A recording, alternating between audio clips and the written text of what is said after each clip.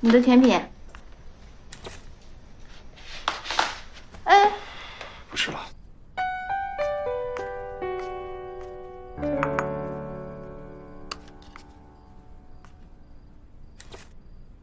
如果按此趋势发展，恩义可能会陷入资金断流的危险。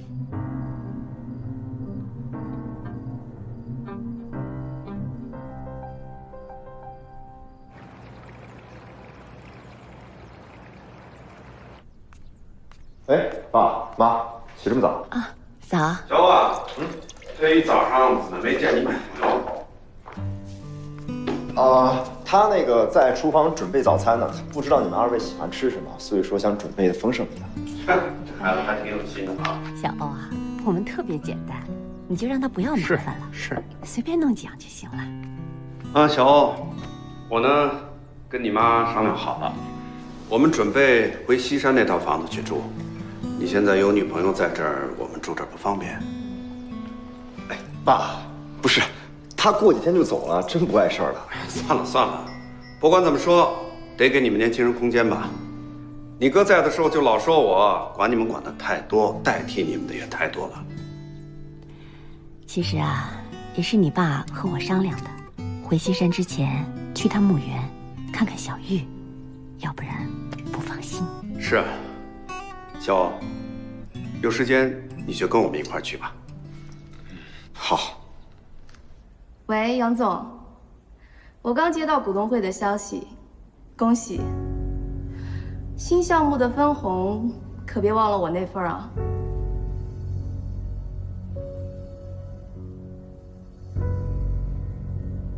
谢他？有什么好谢的？这次项目如果是他主抓的话，早就完蛋了。这不还在日吉岛跟他的女明星小娇姬恩爱呢。哎，这么晚啊？你爸妈不是跟你一起吗？他们人呢？米生呢？完了，那我猜错多了。今天吃点菜吧，别老吃蛋炒饭了。你吃不腻，我都要做腻了。我们去打球吧。啊？打球。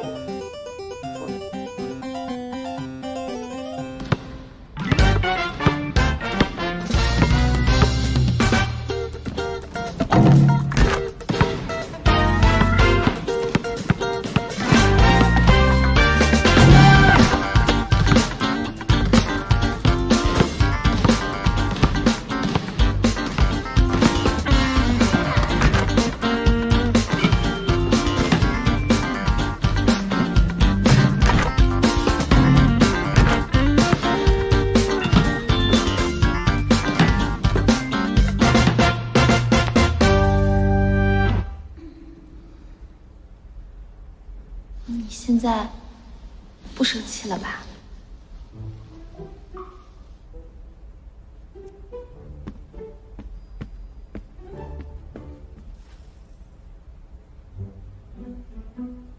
你打完球发完脾气，是不是好一点了？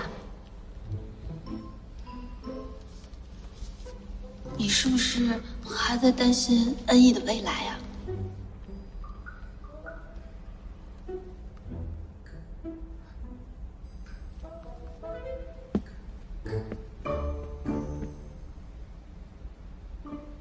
你哥出车祸的线索找到了吗？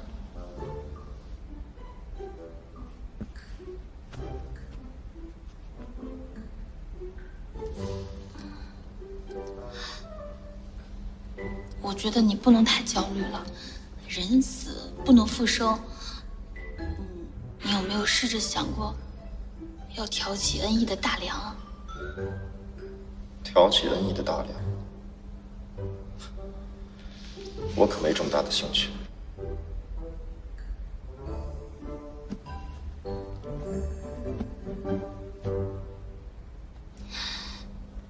其实你哥，他并不想看到你这样。他最害怕的，就是你在他去世的这件事上无法自拔，把所有的心思和精力都花在怀念他上了，然后看着你们努力打造的恩义，一点点垮掉。恩义不会垮掉。是，他是不会垮掉，那么大一个公司，可是日子久了，总裁长期缺席，那你能保证他未来也会像现在这样平稳运行吗？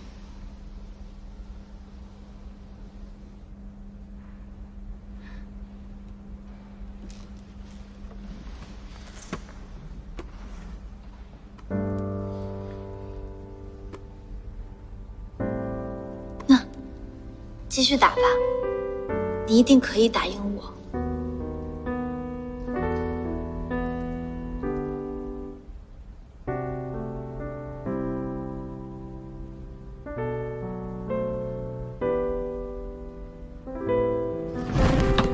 我觉得要不然就算了吧。为什么算了？研发资金已经申请下来了，爸顶多就是唠叨几句。我怕我们公司研发不出新产品，浪费了很多精力，浪费了很多金钱。其实爸有时候说的也有道理，这样下去会骂得更惨。小欧，你听说过北极燕鸥吗？北极燕鸥。北极燕鸥是世界上最能飞的鸟。这种鸟喜欢生活在白天里，所以每当北极黑夜来临的时候，它都会启程飞往南极。即使横跨整个地球，也在所不惜。我很喜欢这种鸟，因为它目标明确。无论飞得再远，它总会朝着自己目标的方向飞。即使再苦再累，它从来没有走错过。我不相信世界上有到不了的路。我认为，所有目标，只要能够坚持到底，只要方向明确，都会到达终点的。NE 的手机概念是我们共同讨论出来的，它是我们的梦想，所以我不会轻易放弃的。能陪哥哥坚持到底吗？哥，我一定可以。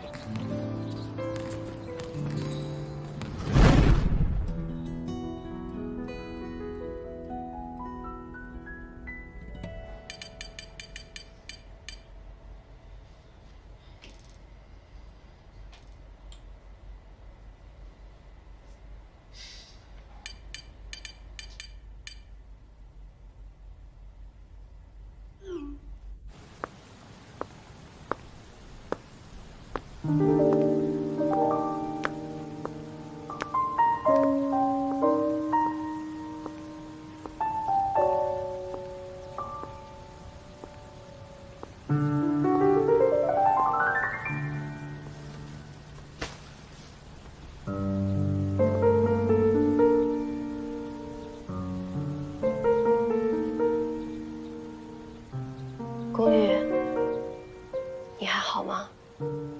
我想你了。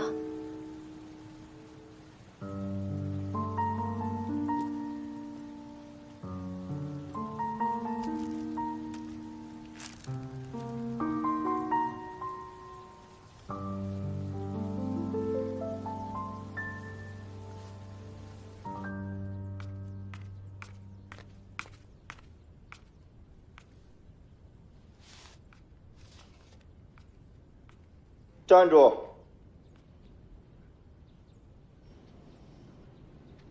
回来！大早上的你不去做饭，鬼鬼祟祟要干什么去啊？昨晚打篮球的时候不还好好的吗？怎么现在脾气又这么臭啊？你自己随便吃点吧，我去找小丸子，他说给我找了个新的工作，拜拜。不可以，你先去把饭做了，再去干自己的事情。这是哪门子规矩啊？我又不是你专职厨娘。规矩是用来遵守的，不是用来质疑的。规矩是用来遵守的，不需要你来质疑。晴子姐，听说跟我弟弟谈恋爱啦，很荣幸。你好，我是胡晴子。看他从小长到大，第一次听说他谈恋爱了。你可以叫我晴子，我可以叫你石小念。小念你好。他就这臭脾气，你别理他。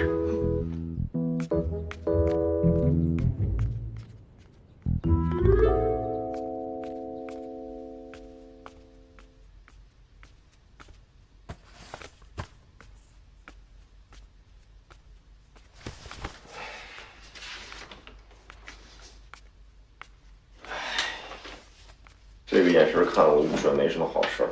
是好事儿啊，怎么没好事儿？你那小女朋友还蛮不错的嘛。那不是我女朋友，她顶多算个挡箭牌。哦，挡箭牌啊，挡箭牌还会说话，还会给你做饭的呀。哎，你就别逗我了，咱们聊聊工作吧。唉，以前呢还知道叫声姐，现在直呼其名不说，连个笑脸都没有。好了好了，笑得更难看。说正事儿吧，你这次这么着急把我叫回来，到底是因为什么事儿啊？晴子姐，你对恩义高层的人际状况了解多少？这你就问对人了。身为公寓的前行政秘书，若是论起对恩义错综复杂的人际关系，那没有人比我更清楚。说句题外话，现在外界对于恩义总裁位置悬而未决，议论很多，你有什么想法？我是想，如果由我来出任恩义的总裁，你觉得可行吗？可不可行呢？要从两方面说。首先是外部条件，你现在和陈柏在公司呢都是副总裁，持股相当。虽然你是公寓的胞弟，但是陈柏的势力也不容小觑。你只有在股份上占有绝对优势，同时呢还要赢得高层和骨干的支持，才能稳坐总裁的位置。这只是其一。那另一个呢？第二点嘛，就是要看你到底愿不愿意出任这个总裁。总裁和副总裁虽然只差一个字，但是总裁的使命会更加艰巨。公寓在位期间是我陪他走过来的，他经历过什么只有我清楚。所以小欧，我劝你，如果你没有十足的意志力，我不希望你贸然行事。你说的有道理，但是我总感觉我哥想让我接过他的重担。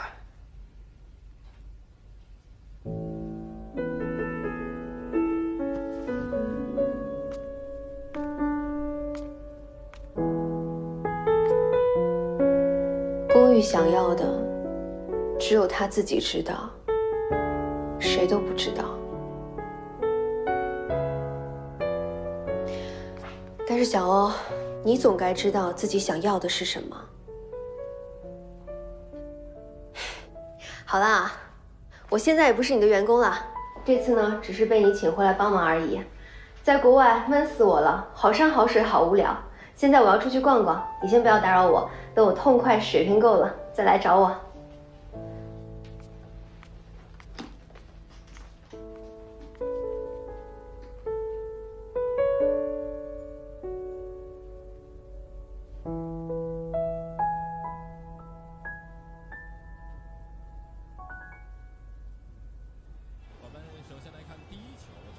是，手术那天我没去，可是手术前一天我跟你说的，我说我一定会等到手术之后你看到我。够了，石小姐。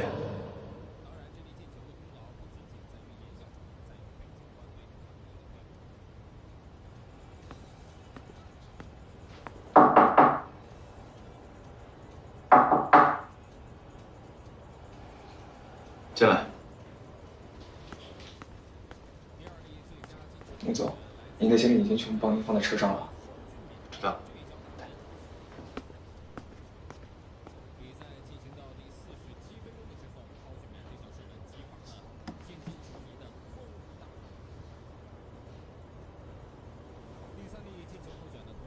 哇，这看着好好吃啊！哎呀，人家做的怎么这么好啊？你声音能不能小一点啊？都听不见了。你不会自己戴耳机啊？哇，这么好吃！哎，你看，你看，这么多，好好吃啊！我喜欢芒果味的，你选一个，你喜欢哪个味的？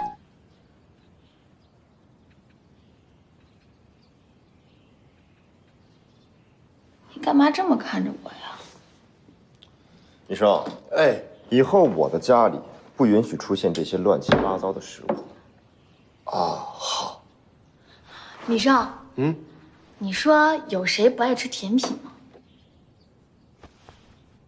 医生，哎，市售甜品里色素、香精添加剂太多，不适合我吃。不过我倒是可以尝一尝手工的甜品。这个人嘛，闲着也是闲着，整天做蛋炒饭也太没什么挑战了。他画漫画水平一般，不知道做甜品，他行不行？米生，你跟这个人说，他做总裁很一般，毒舌起来倒是很有天赋，一流的。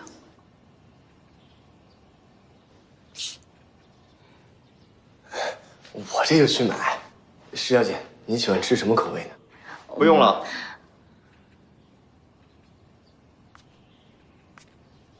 我倒是真想看看他有什么能耐，能让我吃到好吃的手工甜品。我这就去买。米生，送我一下。好呀。米生，哎，跟我去厨房看一下上月的财报。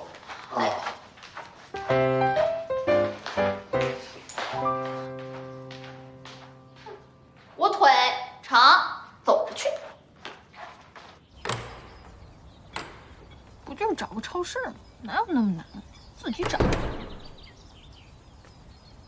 请回电话给我。这么多电话，我有一些以前的事情想不通，想问你几个问题。我在那家日料店等你。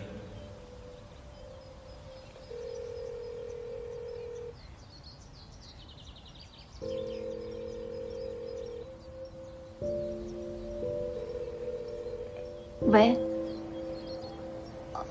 我刚才一直在忙，所以没看手机。好，那到时候见。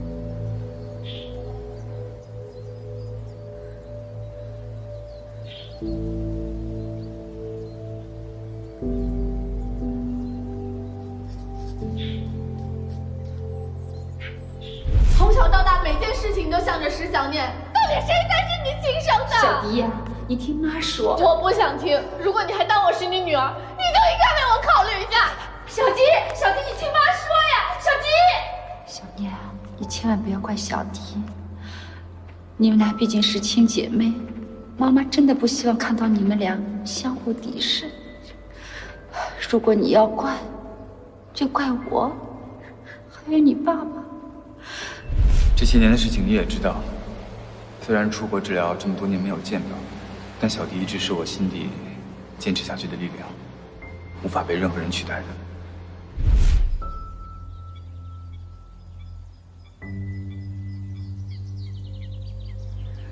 去吧，把事情说清楚。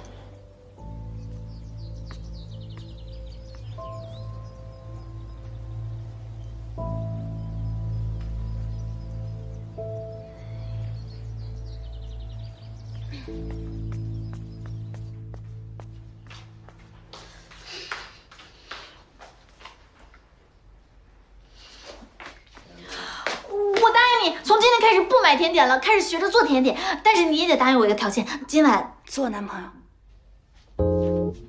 什么？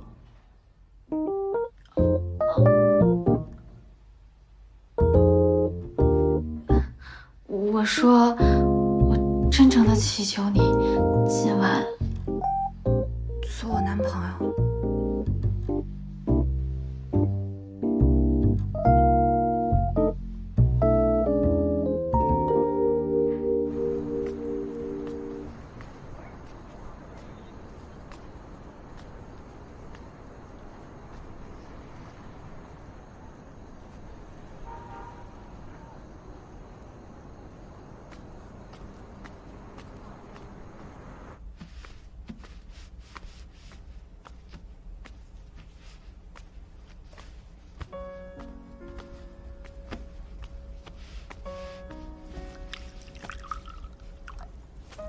你来了。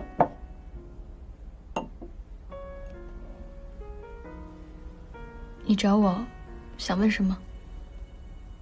不急，先点点东西吧，我们边吃边聊。我不饿，喝杯水就行了。晚上还是要吃点的。我记得你说你喜欢吃烤鸡皮。他已经不喜欢吃鸡皮了。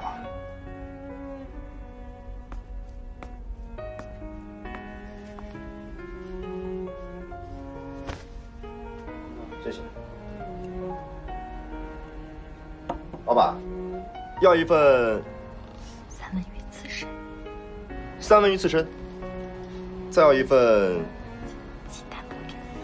鸡蛋布丁。好。小念最近在调理身体，所以只能吃点清淡的。龚先生，我今天约小念来，是有一点私事要跟他谈，能不能请你回避一下？龚欧不是外人，况且是我叫他来的，他现在回去不合适吧？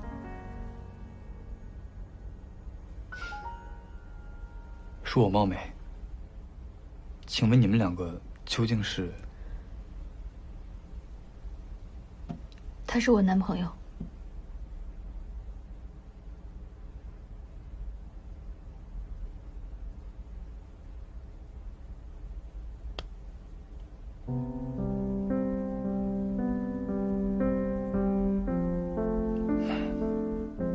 那好，其实这次叫你出来，我是想问一下有关我以前的事情。还要问啊？是我失明的时候的事，过去太久了，很多事情都记不太清楚了，尤其是最近，忘事忘得厉害，所以想听你说说。你上次已经问过我了，你忘了吗，陆先生？你问我你第一次做手术穿的什么衣服，吃的什么，而我的回答也没能令你满意。上次的事是我太冲动了，应该好好听你解释才对。所以今天你能不能再跟我讲一些你知道的，只要是你知道的，你想讲什么都可以。好，上次说我和师弟都喜欢吃烤鸡皮，其实不是的，一直喜欢吃烤鸡皮的人是我，不是他。我从小就喜欢吃烤的乱七八糟的东西，师弟都不感兴趣，我拉着他吃，他都不肯吃。他是因为跟你来了这个店，看你喜欢吃，所以才慢慢习惯的。我还经常笑话他。是这样的，这些我都不太记得。你记不记得，小的时候有一段时间，你们基本每一天都会在一起玩。这些我记得。他会读书给你听，一直读到嗓子哑，会拉着你的手去爬山，看日出。我记得。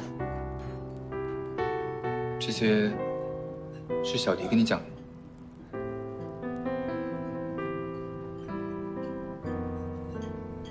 是我偷看了他的日记。我其实一直都很嫉妒他。为了了解你，了解你们过去的事，所以我就偷看了他的日记本，也出于私心，曾经利用这些了解，误导了你和你的家人。也正因为这样，所以你对我也有误会。其实到现在我都很嫉妒他，青梅竹马，终成眷属。师弟真的很幸福。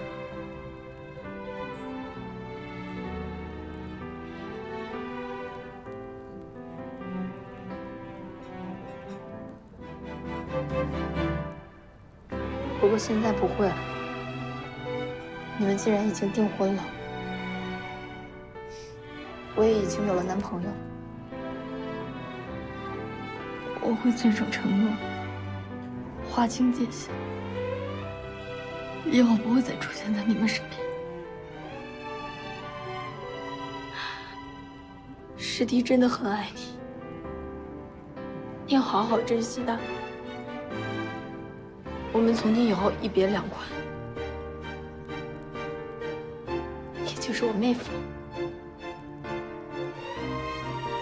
话已经说到这儿了，我和公公就先走了。祝你幸福。等一下，我记得你说你画过一本漫画，可以给我看看吗？不可以。小念刚才已经说得很明白了，他不想跟你们再有任何联系。我也希望你们今后不要再纠缠我女朋友。所以刚才他说的，你都知道？我知道你是什么意思。他的一切好的不好的我都知道，但这不会对我产生任何影响。我只在乎我自己感受到的。走。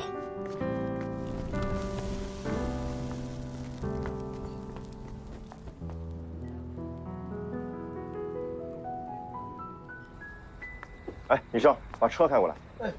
我不，我要回去了。站着！你跟我闹什么脾气啊？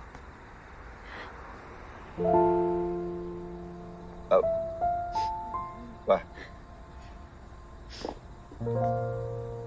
你哭什么？没哭。你说我这样是对他好，对我家里人好，对吗？你刚刚错失了一个翻盘的好机会，你这个猪脑子！我在你眼里怎么都是猪，做什么都是错的。反正都是些垃圾，趁早跟他们划清界限。照现在看来，以后可以避免很多麻烦，低风险高收入。别哭了。你这个人对待感情，都用商业来衡量啊，真是没救。至少能分析出利弊吧。有收益，就没什么好难过的。你懂什么？像你这种人，想得到一切，都那么容易，你哪知道我们这些人的心情啊？对，我现在想让你别哭了，能不能不哭了？烦死了！那你就别看了。小老板不能这样，你得哄人家，你哄哄他。不是，我刚刚在里面做的还不够吗？他又哭了，莫名其妙。女孩子嘛，你就得哄哄人家。我怎么哄？我也没哄过。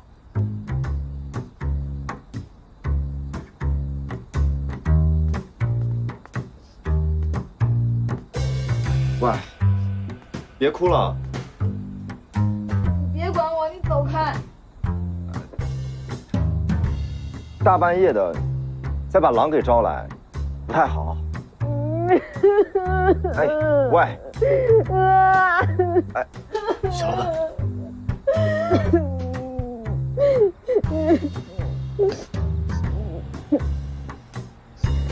别哭了，别哭了。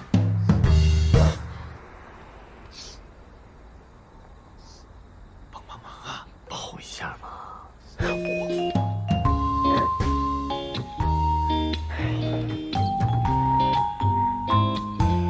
别哭了，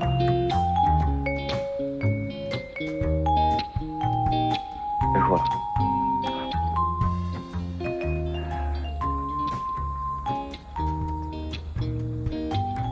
没事吧？啊，别哭了。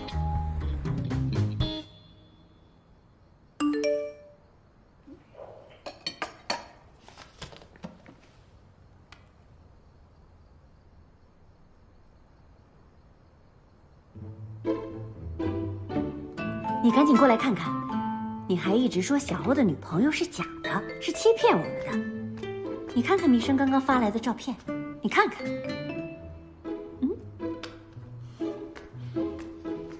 怎么样？呵，没想到啊，我这儿子还有这本事。那可不，比你强。我儿子这么帅，这么聪明，肯定得到很多女孩子的欢心啊。不过这么多女孩子，他都不动心，肯定有他自己的想法和打算。他要么就是不喜欢，他一喜欢呢，一定很专一。哎呀，我看小欧现在也是不求上进啊。你知道外边都说他什么吗？什么？说他是扶不起的阿斗，还说他只能在小玉的庇护下生存，离开小玉，他就是个废物。谁这么说呀？这小欧在恩义也有很多的付出，怎么会有这样的流言呢？不过也不能怪我们的儿子，他跟小玉不一样，他不擅长人际关系。现在小玉不在了，墙倒众人推，有人恶意重伤他也不是不可能的事儿。不管怎么样，你打心底里就不能对孩子有那么多的不满。没错，小玉是很优秀，但小欧也有他自己的强项，有他的特长啊。好了好了，我说的2句也是想为他好，你用不着生气。哎，我呢前些日子去拜访几个朋友，听了听他们的意见。我想跟小欧好好谈谈，他总是这么游离在恩义之外，也不是个办法呀。那就马上给他打电话，不管多晚都让他回来一趟啊！你打吧。看看你，一说跟他说话你就往后退。好，又是我来打。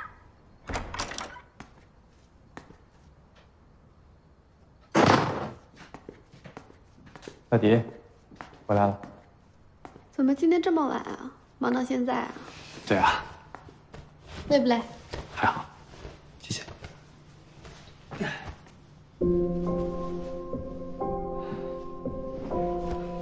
今天去哪儿了？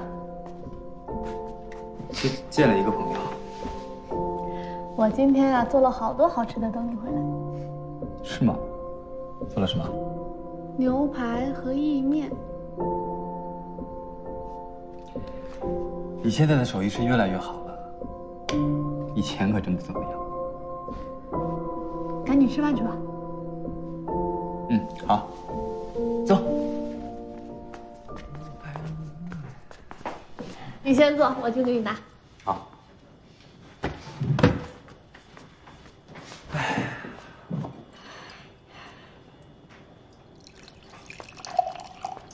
好吃的来喽。谢谢。千初啊，你上次说收购风度影视之后交给我打理，我在生意这方面也不太懂，想向姐姐请教一下。你看方便的话，能不能在木石给我一间办公室啊？没问题啊，我这2天就让他们装修出来，你随时可以开始接洽业务。好了，今晚不聊工作，我们吃饭吧。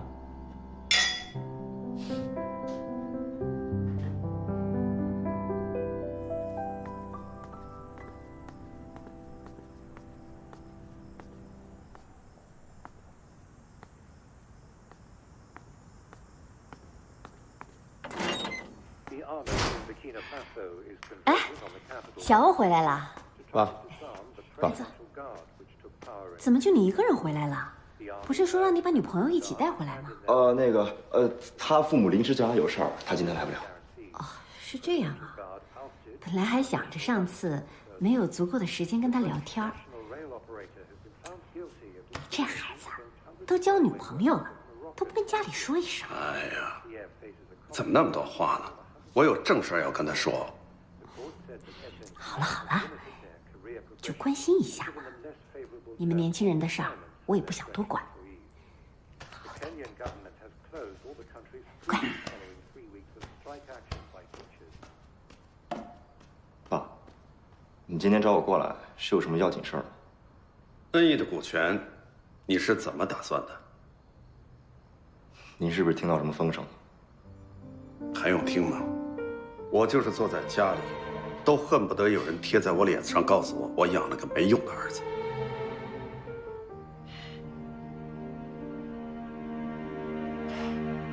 你哥在的时候，你们兄弟俩说要创业，我本来不同意。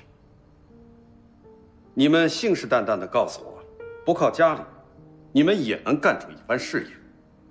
现在你哥走了，你们当年说过的话、发过的誓，难道就不算数了？就等着让别人看笑话吗？小玉，咱们家大业大，只要你们兄弟俩守住这份家业，这辈子都不用愁。爸，我和弟弟并不是没有目标的乱干，我们是有理想的，而且我和小欧完全可以独当一面，你为什么就不能支持我们呢？不管你怎么说，我是不会同意的。爸，最近外面关于我的流言确实有很多，但是我不想去解释，不是因为我懦弱，我是在等一个时机。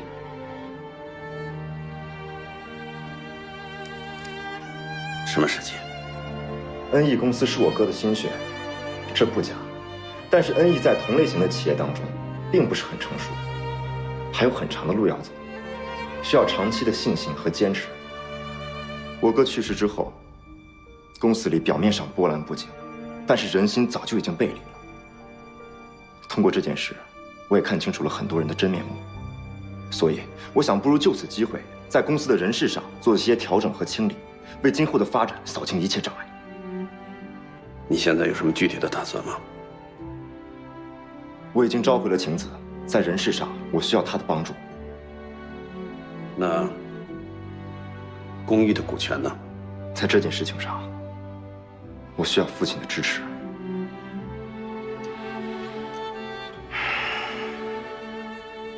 恩义的股权是你哥哥多年的心血，我不能随便处理。这件事儿我还得好好考虑一下。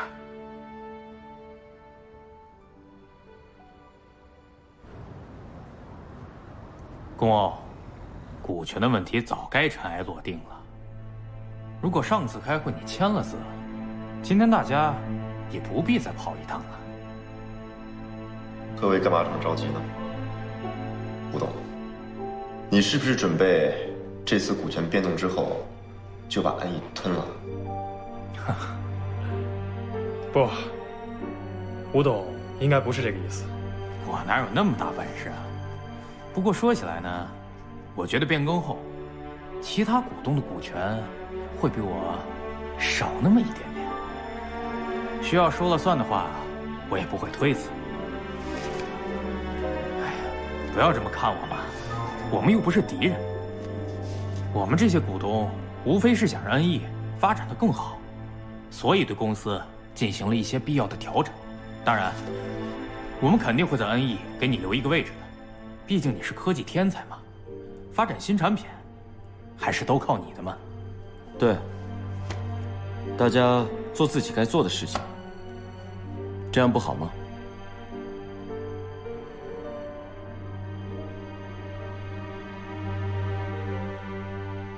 签了吧，这样我们大家都放心。我一会儿飞纽约，司机在楼下等着我呢。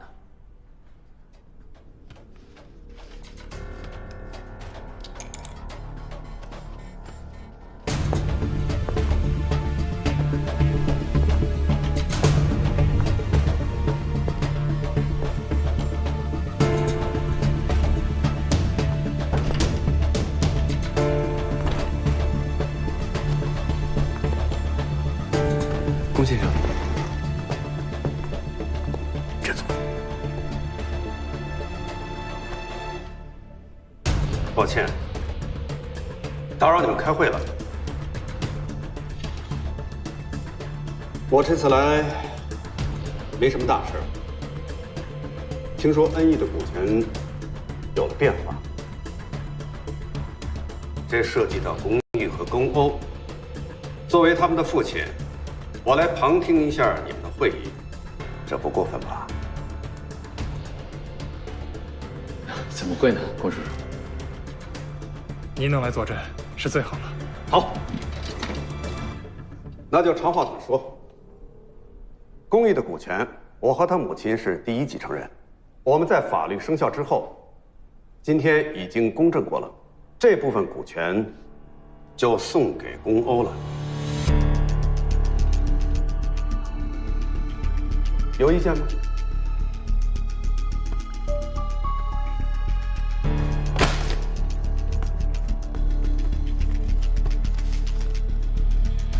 那我就恭敬不如从命了。